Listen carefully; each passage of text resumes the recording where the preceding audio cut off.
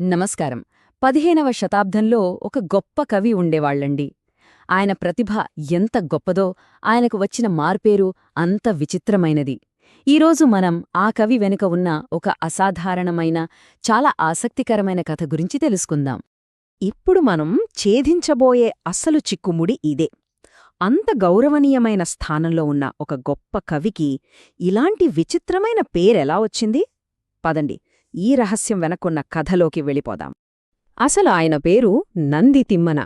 కానీ చరిత్రలో ప్రజల నోళ్లలో నలిగి నిలిచిపోయిన పేరు మాత్రం ముక్కు తిమ్మన. అవునండి, మీరు విన్నది కరెక్టే. ముక్కు అంటే మన ముక్కే. మరి ఈ పేరు వెనకున్న కథేంటో చూద్దాం. సరే, ఈ మారుపేరు వెనక ఉన్న అసలు వ్యక్తి ఎవరు, ఆయన బ్యాక్గ్రౌండ్ ఏంటి, ముందుగా ఆ వివరాల్లోకి వెళ్దాం. చూశారు కదా, నంది తిమ్మన గారు మన అనంతపురంలో ఆనాటి గొప్ప విజయనగర సామ్రాజ్యకాలంలో జన్మించారు. ఆయనో గొప్ప కవి.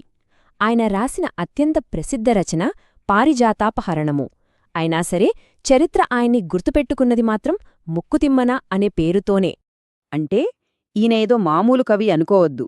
సాక్షాత్తు చక్రవర్తి శ్రీకృష్ణదేవరాయల ఆస్థానంలో ఉన్న అష్టదిగ్గజాలు, అంటే ఆ కాలానికి టాప్ 8 పోయెట్స్ అన్నమాట. వాళ్లల్లో ఈయనొకరు. అప్పట్లో అది ఎంత పెద్ద గౌరవమో మనం ఊహించుకోవచ్చు. ఇక ఆయన రాజాస్థానంలోకి ఎలా అడుగుపెట్టారన్నది కూడా చాలా ఆసక్తికరమైన కథ. శ్రీకృష్ణదేవరాయల పట్టపురాణి తిరుమలదేవిగారున్నారే, వాళ్ల కుటుంబం వైపునుంచి ఈయన చక్రవర్తికి ఒక బహుమతిగా పంపబడ్డారట. చూశారా, ఈ విషయం ఆయన కథకు ఇంకాస్త ప్రత్యేకతనిస్తుంది. మరి ఆయన పనిచేసిన వాతావరణం ఎలా ఉండేది? ఆ శక్తివంతమైన విజయనగర సామ్రాజ్యం నాటి పరిస్థితులేంటో ఇప్పుడొకసారి చూద్దాం. తిమ్మనగారి జీవితంలో కొన్ని ఆసక్తికరమైన వైరుధ్యాలు మనకు కనిపిస్తాయి. ఎలాగంటే, ఆయన వ్యక్తిగతంగా గొప్ప శైవభక్తుడు, అఘోర శివుని శిష్యుడు. కాని రాజాస్థానంలో ఉన్నారు కదా, అందువల్ల వైష్ణవ ఇతివృత్తాలతో అద్భుతమైన కావ్యాలు రచించారు. అంతేకాదు, ఆయనది కూడా కవుల కుటుంబమే. ఇంతటి ప్రతిభావంతుడైన కవి శైలిలో ఉన్న ప్రత్యేకత ఏంటి? ఆయన్ని తోటి కవుల నుండి భిన్నంగా నిలబెట్టిన ఆ మధురమైన మాటల వెనుకున్న రహస్యమేంటో తెలుసుకుందాం. అప్పట్లో చాలామంది కవులు పెద్ద పెద్ద, కఠినమైన సంస్కృత పదాలు వాడి తమ పాండిత్యాన్ని ప్రదర్శించేవారు. కాని తిమ్మన స్టైలే వేరు. ఆయన చాలా సరళమైన, అందమైన తెలుగు పదాలను ఎంచుకున్నారు. అందుకే ఆయన కవిత్వం పండితులకే కాదు, సాధారణ ప్రజలకు కూడా ఇట్టే అర్థమయ్యేది. అదే ఆయన స్పెషాలిటీ. ఆయన శైలికి ప్రజలు ఎంతగా కనెక్ట్ అయ్యారంటే, ఏకంగా ముక్కు తిమ్మన ముద్దు పలుకు అని ఒక సామెతే పుట్టింది. అంటే ఆయన మాటలు అంత తీయగా, అంత ప్రియంగా ఉండేవని అర్థం.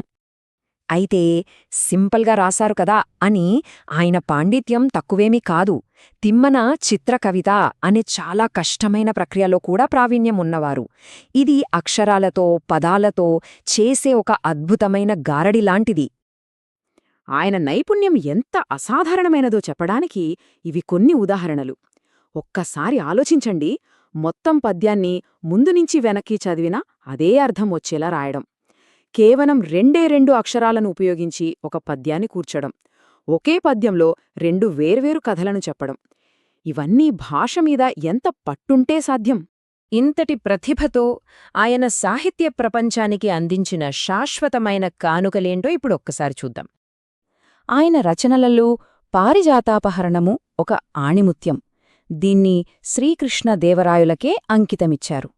ఇదే ఆయనకు ఎనలేని కీర్తిని తెచ్చిపెట్టింది. దీనితో పాటు అసంపూర్తిగా ఉన్న కర్ణాటక కృష్ణదేవరాయ భారత కథామంజరిని పూర్తిచేశారు. వాణీవిలాసము కూడా ఆయన రాసిందే. ఇవన్నీ తెలుగు సాహిత్యానికి ఆయన ఇచ్చిన గొప్ప ఆస్తులు. సరే, ఇక అసలు విషయానికొద్దాం. మనం ఇంతసేపు ఎదురుచూస్తున్న ఆ ప్రశ్నకు సమాధానం తెలుసుకునే సమయం వచ్చేసింది. ఇంతకీ ఆయనకు ఆ విచిత్రమైన పేరు ఎలా వచ్చింది? చూద్దాం. ఇదిగోండి, ఆయనకు ఆ పేరు రావడానికి కారణమైన పద్యం ఇదే.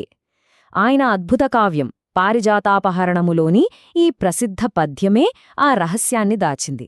ఈ పద్యంలో తిమ్మన ఒక స్త్రీ ముక్కు సౌందర్యాన్ని సంపంగి పువ్వుతో పోల్చి అత్యద్భుతంగా వర్ణించారు.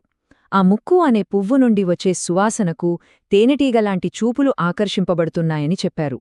కేవలం ఒక ముక్కు గురించి ఇంత అద్భుతంగా ఇంత అందంగా వర్ణించినందుకే ప్రజలు ఆయన్ని ప్రేమగా ముక్కుతిమ్మన అని పిలవడం మొదలుపెట్టారు. ఇది మనల్ని ఒక ఆసక్తికరమైన ప్రశ్న దగ్గర వదిలేస్తుంది కదా. ఒక కళాకారుడి జీవితకాలపు కృషి అంతా ఒకవైపు, వాళ్ల గుర్తింపులో ఒకే ఒక్క విచిత్రమైన అంశం మరోవైపు. బహుశా గొప్ప కళ అనేది విస్తారమైన క్యాన్వాస్లో కాదు, ప్రజల హృదయాల్లో నిలిచిపోయే ఒకే ఒక్క స్పష్టమైన జ్ఞాపకంలోనే జీవిస్తుందేమో.